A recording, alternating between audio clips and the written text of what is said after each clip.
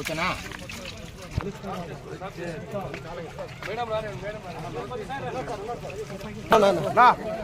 Sir కొంత ముందర రమ్మను బా.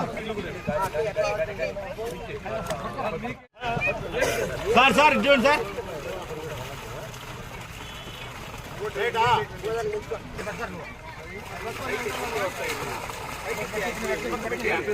Okay sir.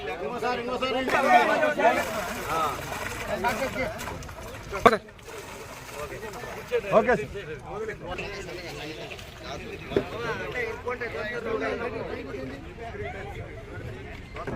నన్ను కూర్చోనా?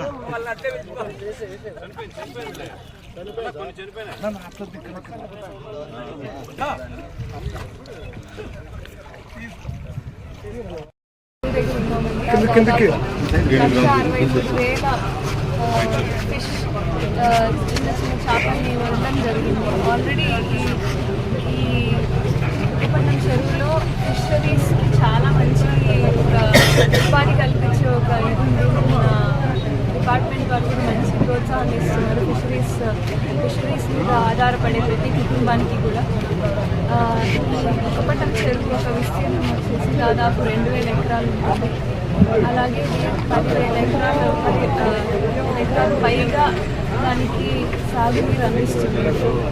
చాలా చాలా మంచి కార్యక్రమం, హిస్టారికల్ ఈవెంట్ అని చెప్పుకోవాలి. వాళ్ళు ఇన్ని చేపలు వదలడం ఈ ఫిషరీస్ కుటుంబాలన్నిటికీ, దాని మీద ఆధారపడే కుటుంబాలన్నిటికీ ఒక మంచి ఒక వాళ్ళకి ఉపాధి కల్పించేకి ఒక మంచి ఒక హెల్ప్ఫుల్ గవర్నమెంట్ టేకప్ చేసుకున్న ప్రెస్టీజియస్ ప్రోగ్రామ్. అలాగే అంతేనివా కాలువ ద్వారా వచ్చే నీరు కూడా ఇక్కడికి వచ్చి మిగతా వాళ్ళకి మంచి జరగాలని. ఈ బుక్కపట్నం చెరువు హరిహర్రాయలు బుక్కరాయల కాలంలో నిర్మించిందే అతి పురాతనమైన చారిత్రాత్మకమైన చెరువు. ఈ చెరువు ఈ 3 మండలాలకు మధ్యలో మణిహారంగా నిలిచింది. ఇది అనంతపురం జిల్లాలో ద బిగ్గెస్ట్ ట్యాంక్ ఇది ఉండే చెరువు. ఈ చెరువు యొక్క విస్తీర్ణము 2,020 ఎకరాలు. దీని కింద 3,170 ఎకరాలు సాగు ఉంది ప్రత్యక్షంగా. పరోక్షంగా మరో 6,000-7,000 ఉంటుంది.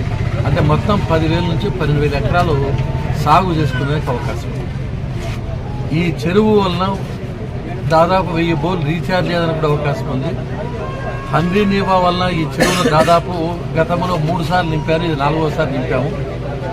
ఎప్పుడూ నీళ్లు ఉంటాయి కాబట్టి ఈ చెరువులు ఈ చేపల పెంపకానికి ఇది మంచి ఉపాధి కేంద్రంగా మారుతా ఉంది.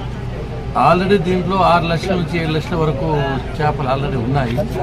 ఈ రోజున ఫిషరీస్ ఆధ్వర్యంలో ఏడి గారి ఆధ్వర్యంలో 1,65,000 ఫిష్ మళ్ళీ ఇక్కడ ఇవ్వడం జరిగింది. ఈ సంఘంలో దాదాపు 85 మంది ఉన్నారు. ఇంకా కొంతమంది చేసడానికి కూడా అవకాశం, ఎందుకంటే చనిపోయిన ఉన్నారు ఆ కుటుంబాల్లో. ఒక 150 కుటుంబాలకు దాదాపు మంచి ఉపాధి అవుతుంది. గతంలో ఒకసారి వర్షం వచ్చేది, 4 ఏళ్ళు వర్షం వచ్చేది కాదు, పెద్ద ఉపయోగపడేది కాదు.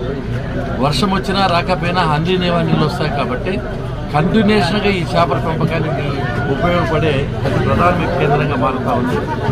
ఇంకా మేము చేసిన పని ఏమంటే చెరువులోని చేపలు ఏ విధంగా టెక్నాలజీని పట్టుకోవాలి, ఏ విధంగా ఈ చేపలు వచ్చిన మార్కెటింగ్ ఏ విధంగా చేయాలి, ఈ 3 మండలాల ప్రజలకు ఏ విధంగా వాళ్ళకు చేపలు పంపిణీ చేయాలి, ఏ రేట్లో బయట ఎక్స్పోర్ట్ అయితే ఏ విధంగా చేయాలి, దాని మీద వాళ్ళతో సభ్యులతో కూర్చొని ఫిజిస్తో కూర్చొని సమన్వయం చేసుకొని ఆ కుటుంబాలు బాగుపడమే కాకుండా కొంతమందికి ఉపాధి కూడా కలిగడానికి అవకాశం కల్పిస్తే, అదేవిధంగా ఈ చెరువులు కూడా బ్యూటిఫికేషన్ చేయాలని, వీలు పడితే మధ్యలో ఒక స్వామి విగ్రహం కూడా పెట్టాలని 100 days ప్రయత్నం చేస్తున్నాము.